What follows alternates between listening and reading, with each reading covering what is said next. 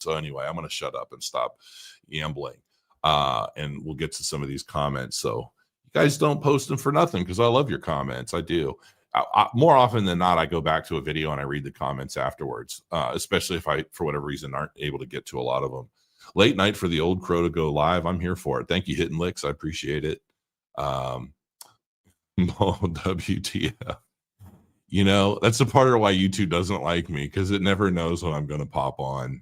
There's no rhyme or reason. I have no real algorithm that I follow anymore. That's why my channel doesn't really grow. And quite frankly, I just don't give a shit. The people who love me and who've been watching me for years and kind of know me, you guys know me from way back. You know how I operate. You know what fuels me. You guys are always here because you value what I have to say.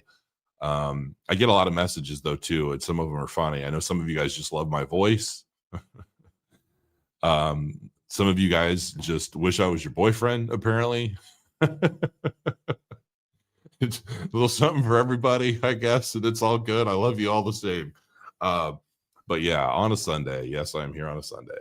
Greetings from Chicago. How is everything in Chicago, man? I've been seeing so much stuff about security and Trump and everything going on. Like I've seen so many different things about Chicago, and it just scares the hell out of me. Last time I was at Chicago, I actually thought it was, let me take that back. I was in Chicago many, many years ago, and I thought it was an absolutely beautiful city. I went back years later. When I first went there, it was on business when I was in the mortgage business. And I went to train a bunch of loan officers in a Chicago branch office. And I had just finished working with his Cincinnati branch, and he's like, "Hey, you got to go to Chicago. I've got another branch out there. You got to do the same for them." So I would travel back and forth.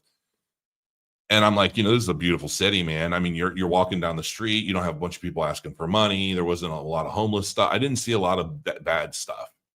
But then the last time I went, which it's been years still, but I'm like, wow, Chicago's changing. Like, this isn't anywhere near as nice. I don't know what happened. But it wasn't anywhere near as nice. And I honestly didn't even feel quite as safe as I did the first time I was there.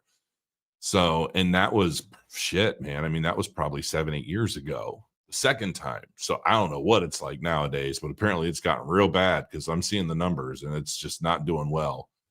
Spoopy, yo, Big Crow, what do we think about Charlie Kirk? Oh, I was hoping one of you guys wouldn't say that. Shit.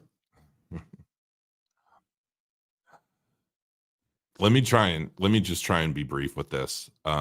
I've spent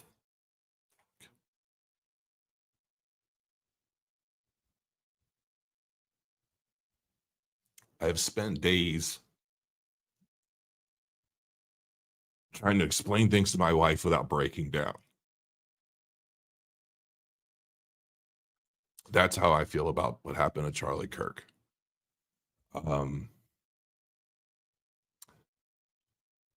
As many videos as I've seen of Charlie Kirk over the past several years, I never realized his company was called Turning Point. I think we are quite literally now at a turning point in this country. And I think that what happened to him was not only vile,